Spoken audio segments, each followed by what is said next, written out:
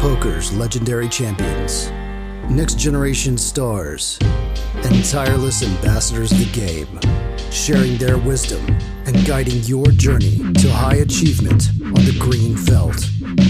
This is Tactical Tuesday on Chasing Poker Greatness with your host, Brad Wilson.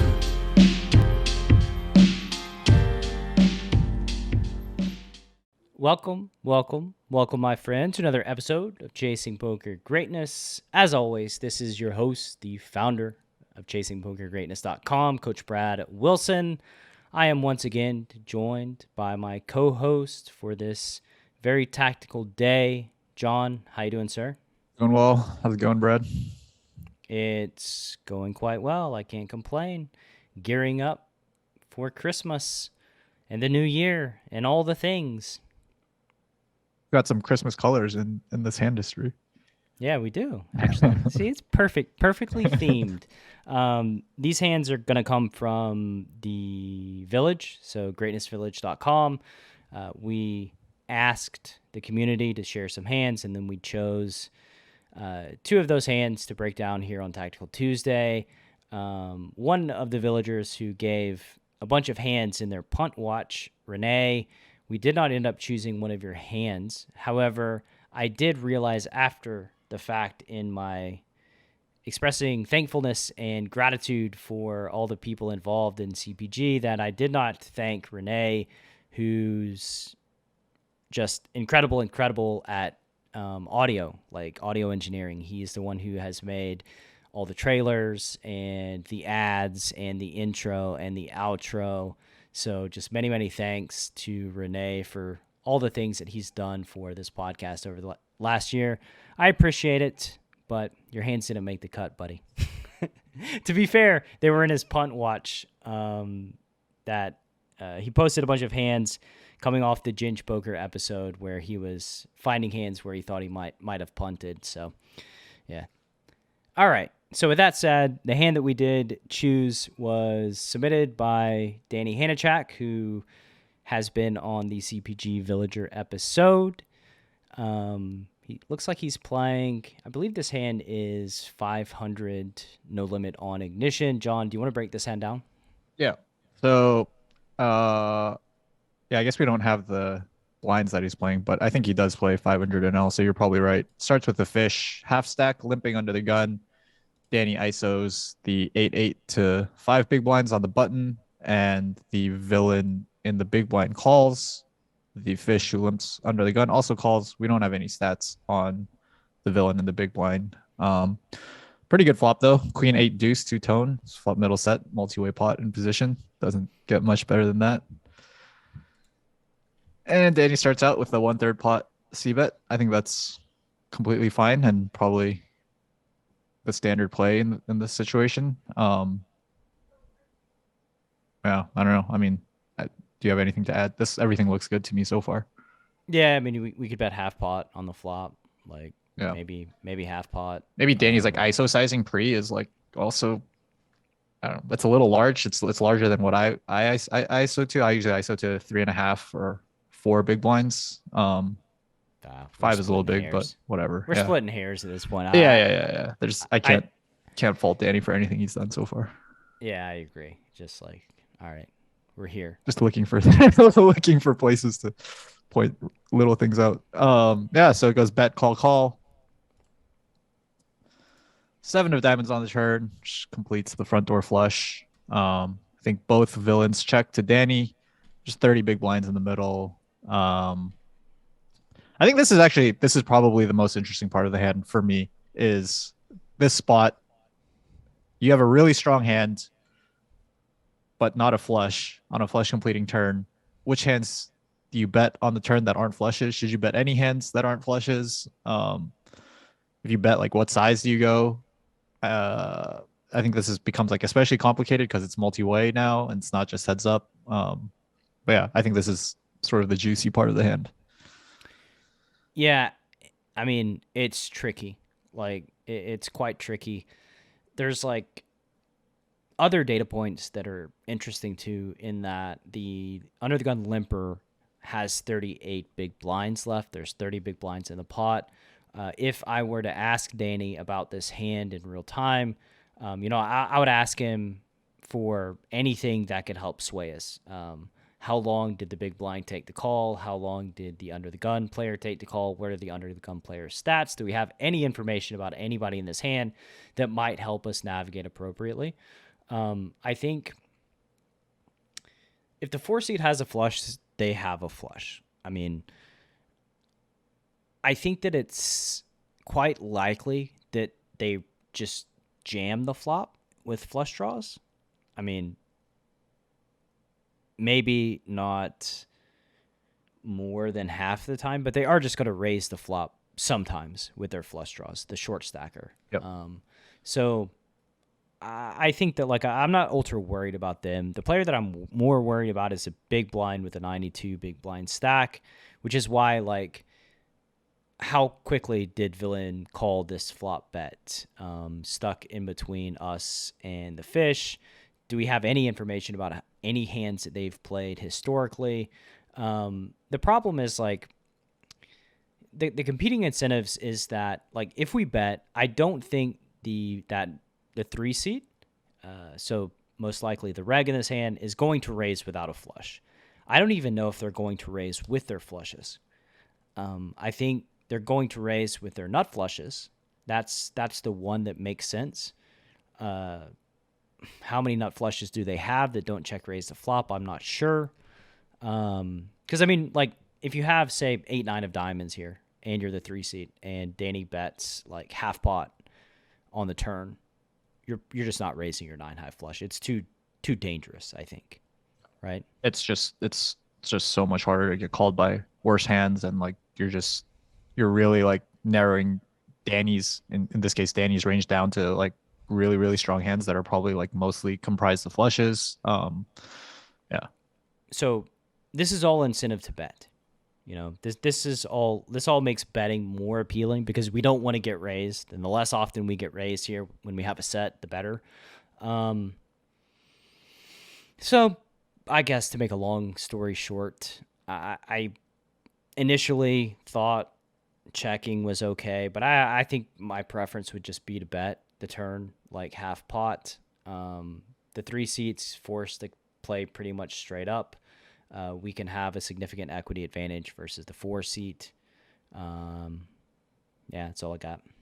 Yeah, I think that's just the only thing that would add to that is that you said that you'd expect the fish and the 4-seat to check raise their flush draws on the flop a certain amount, and that helps us discount some flushes from or just flushes at all from the 4-seats range. I think the same is also true for the big blind in C3, the reg. I would expect that also to be the case, that they're just going to have lots of check raises on the flop, especially facing 1/3 with flush draws. And now that they haven't check raised the flop, I think we can probably start discounting flushes a little bit more once we get to this flush completing turn, just because I think that so much of their check raising range is going to be comprised of flush draws, or their bluff range that they check raise is going to be comprised of flush draws on the flop. So yeah, I would discount flushes from both players' range. Not totally. I'm not saying that they could never have flushes, but I think it makes it less. I think not check raising the flop makes that much less likely. Yeah, and I think another thing that betting has going for it is the 3-seat may not even have a raising range on the turn because they don't have any bluffs. Right. They don't have offsuit ace 8. They're probably not calling the flop with offsuit ace jack with the ace of diamonds, right? So they're kind of in a bind here as it relates to raising, because they just don't have any bluffs if they raise, and they're probably smart enough to be aware of that. Or maybe they're not. I don't know. But it's something to think about here if you're in the big blind and playing 500 no limit. So that makes betting even better. If Villain just isn't going to have a raising range here because they just don't have any bluffs. You'd kind of have to be crazy to just check raise 9-10 of spades on the turn after we bet 3 ways on a flush completing turn. Right. Yeah. 9-10 of spades, jack 10 of spades or something like that. And I would expect those hands to check raise the flop too. At a certain, those are pretty reasonable check raises on the flop. The gut shots with the backdoor spades. So I think I don't know. In my mind, I'd be discounting some of those hands as well. But yeah, I would be thinking exactly what you said if I was the villain in the big blind, and probably like I probably would not have a raising range facing a bet here, even with my flushes. Cool. So Danny, miss a bet on the turn. And the we got rest of the hand nine. is not super. Yeah, the rest of the hand just kind of is what it is. Like Yeah. 9 of spades on the river, villain bets 2/3, and Danny just calls. And that's, what are you gonna do? There's really nothing else to do, and Danny loses to the rivered gut shot on the 9 of spades. Not All right.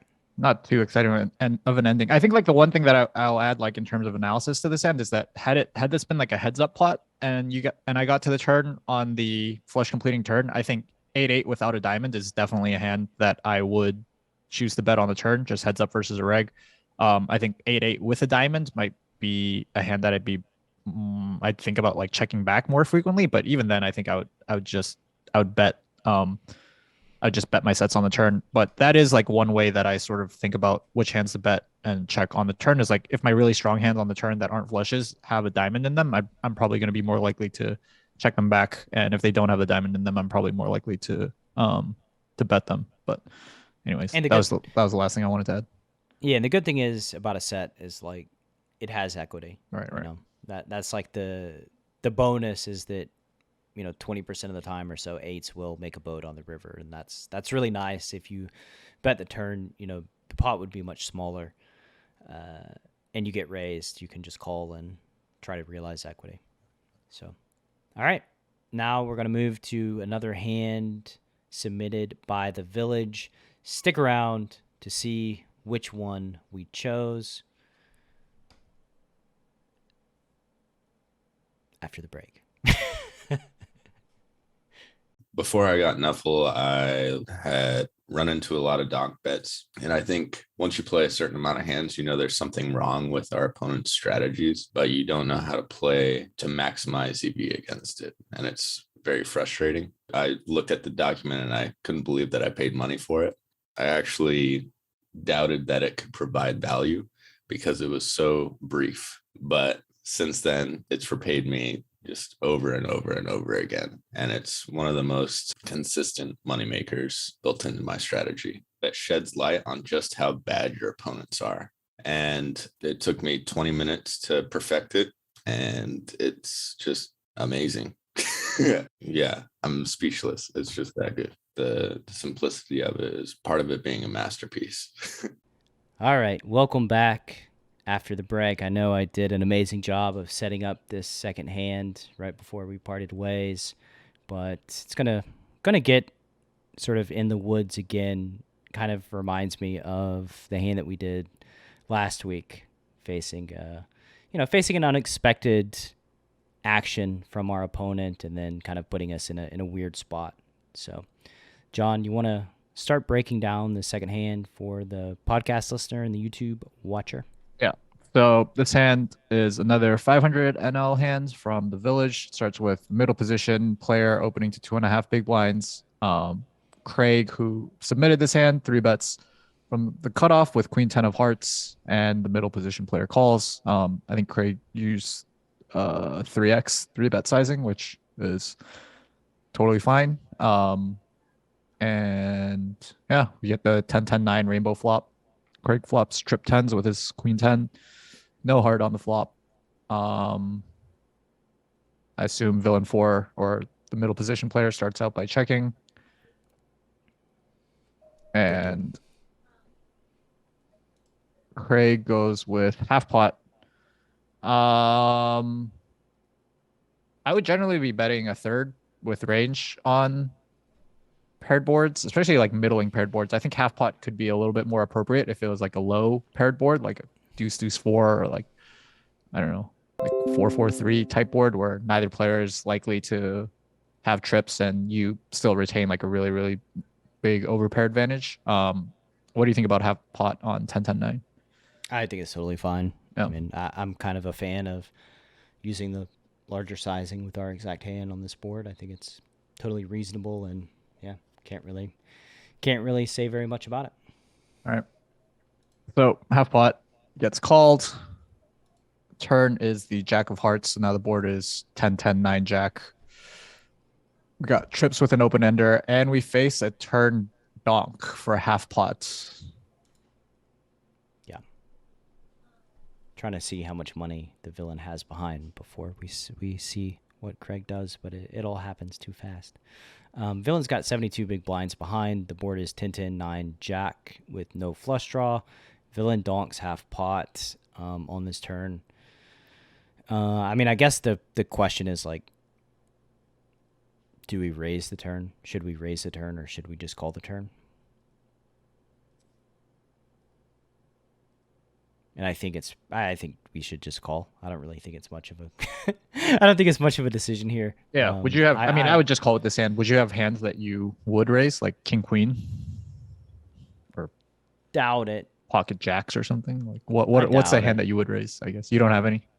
No, I don't think so. Like I think king queen is just like gonna call, and then call pretty much whatever they bet on the river. And if I have a boat, I'm not raising because I have a boat and there's gonna be one bet left. So like I can let villain jam the river, and if they have something weird like ace queen or something, then I think there's like no incentive to jamming.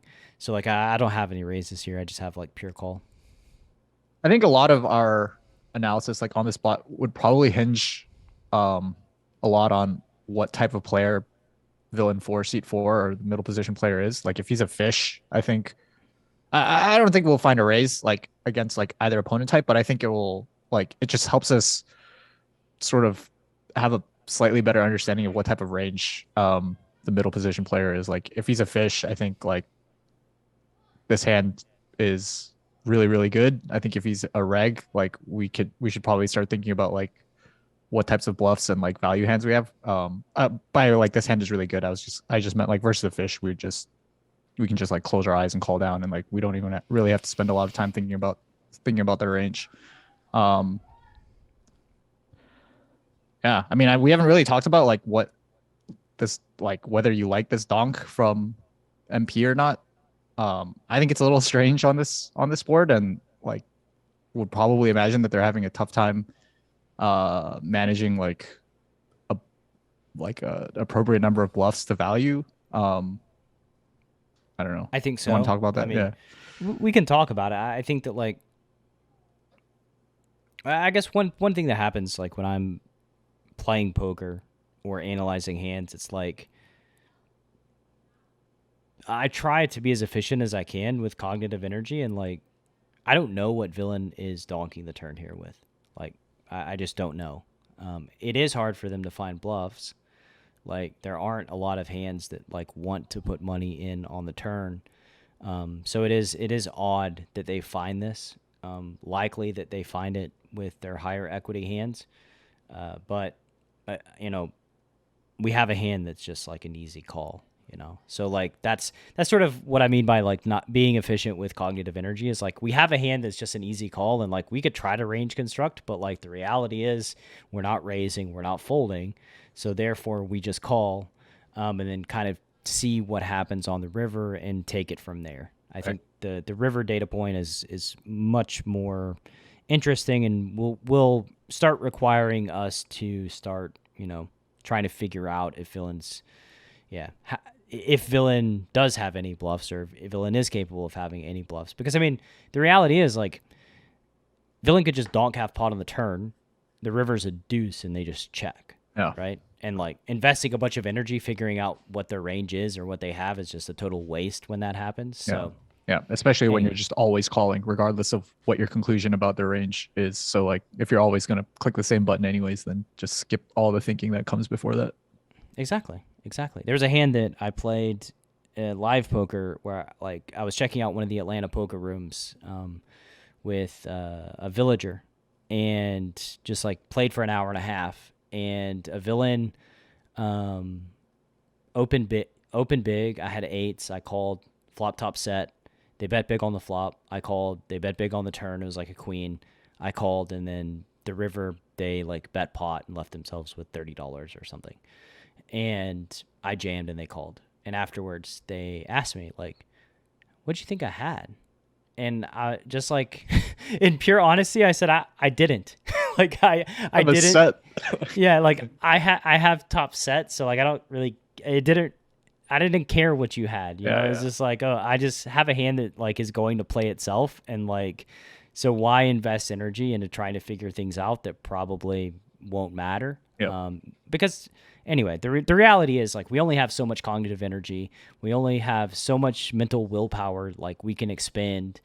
Why spend it in spots that are just slam dunk no brainers? Yeah, that's a good point. Okay. And for what it's worth, the guy ended up having ace king and calling my raise. And with ace high. Yeah. wanted to see what I had. He was in too deep. So going back to Craig's hand, the river is a deuce of diamonds, and villain now donk shoves all in. Yeah. Now it's time to start thinking about some stuff. Oh man, this is a miserable spot. I mean, we have a great bluff catcher in the sense that we block like all the really strong hands and all the straights. I don't know how much that matters in the spot, but I don't know. I mean, on first glance, you're like what can you do? How can I fold? How can you fold? And I think that's probably like an okay glance, right? I do think too that like, I mean, you're gonna have aces, kings, and queens. Like your range is gonna have aces, kings, and queens. You're gonna have ace 10, king 10, queen 10. Queen. Probably not 10-7 suited, and king queen. Well, king queen. I'm trying to go through the hands that are like in a spot here. Like, Oh, I see. Okay. King queen is just a slam dunk. I think 7-8 suited is a slam dunk. Aces, kings, and queens. What do you do with aces, kings, and queens? I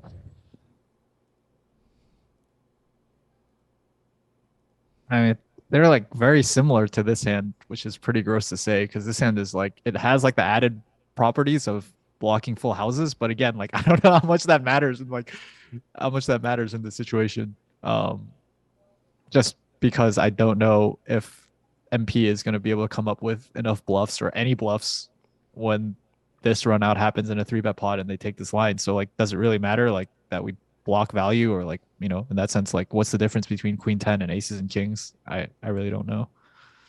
Yeah, I mean, so we're calling with like, are you 3-betting king queen off pure? Yes. Okay, so you have 16 combos of that to call with. You have 3, 6, 7 combos of boats. 2 combos of jack 10 suited, right? I know 1 combo of jack 10.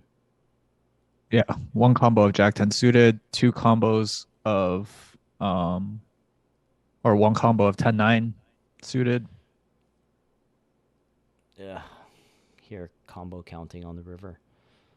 I don't know. Yeah, we got 2 boats. We got 2 boats and 16 Can straights. I just say I don't know. I don't know what to do with this queen 10. Like, I mean, ace 10, I think calls because ace 10 can beat queen 10 and king 10.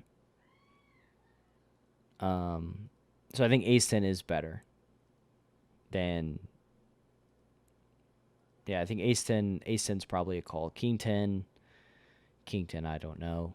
I guess it's probably a call. I don't know. Queen 10, I don't know. I don't know anything anymore, John. Like these turn donks are exposing me here on Tactical Tuesday every week. Just like I just don't know. Like this is like such a weird situation. You theoretically I don't think you can fold. Like I can't imagine us folding queen 10 when, you know, we have 18 combos of aces, kings, and queens. So actually we have 16 straights. What do you think? I think the more we talk about it, the more it feels like this starts feeling like a fold. Unfortunately, we know the result of the hand as well, so I don't know how much of that is like affecting my decision to fold here. But it's so hard to like assuming this guy is somewhat reasonable pre-flop, like and on the flop when they call half pot. Like it's so hard to find a bluff here. Yeah, maybe it's just a fold. Yeah, like what's We a said it- natural bluff or a reasonable bluff? Like I don't even. I don't can't know. Even think of one. I don't know. Like 8-9. I mean, but I don't know. Like ace queen off, ace queen of diamonds, hearts. Yeah, I mean, it'd have to be like turning some hand that has like a reasonable amount of showdown into a bluff. Like I don't know if he flats a hand like 8-6 suited pre-flop. Like that's really wide. All right. It's really really hard. It's getting really really tough to find Yeah. a bluff that like I wouldn't be surprised to see. Yeah, I'm totally biased because I know the result of the hand and also just confused, but I think that like folding, yeah, I guess just fold. I don't know. Man, how crazy is that? Yeah. Yeah. That's pretty. No, it's just disgusting. Sorry, Yeah. Craig. Sorry, Craig. Sorry that you had to experience and live through this hand because it's just pretty gross. Yeah. Also, if you could submit an easier hand to analyze next time, that we would appreciate it instead of making us look like foolish facing this turn donk and river jam. Yeah, this is the one, right? Like it's happened to us 2 weeks in a row. This turn donk river jam. We're gonna have to like. But go like in deep. my hand, like I could like in my hand, like I knew for a fact that the villain was a reg, because we had the hut sets out on him. Also, like there were natural bluffs for him to have on the turn and also the river, where like it's like okay, we can justify calling down with a hand, sort of the equivalent of like queen 10, where like a very very strong bluff catcher. Whereas like in this spot, like I just don't know what they're repping with like the turn donk and river bomb. That's a bluff. Not saying that I'd be able to fold queen 10 in game. Like I don't think I would be able to. I think I would just look at the queen and be like, okay, this combo of 10x is just too strong to fold, so I'm gonna call. You beat the 10-8 of diamonds. That's it.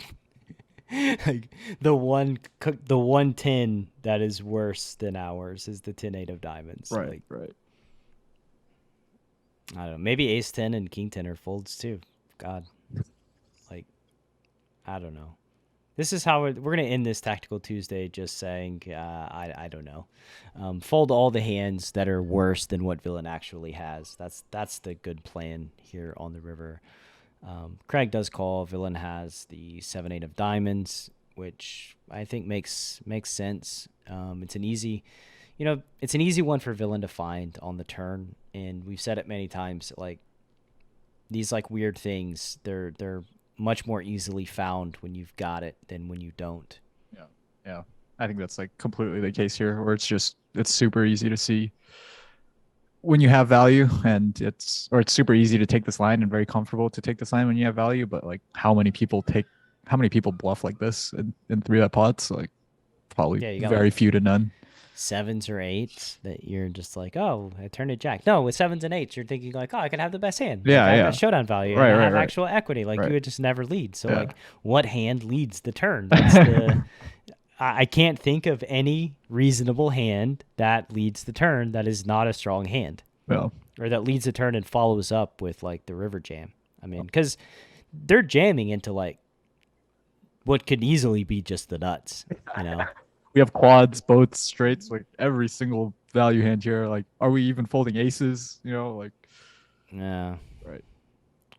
This villain doesn't think we're folding aces He and doesn't queens. I care. bet He's that. like, what did you think I had? This guy doesn't care. It doesn't care. All right. So that'll do it for this episode of Tactical Tuesday. Please, God, just if somebody out there is torturing us by donking into us on the turn, just cut it out for a week. Give us a break. Yeah. And with that said, any parting words? Well, see you next week. See you next week. Thanks for listening to Chasing Poker Greatness. You can subscribe on Apple Podcasts or on your favorite podcast app. Go to chasingpokergreatness.com to get the newsletter. Join the Greatness Village community, book a coaching session, or dive into the latest data-driven poker courses. Follow the show on Twitter @CPG Podcast.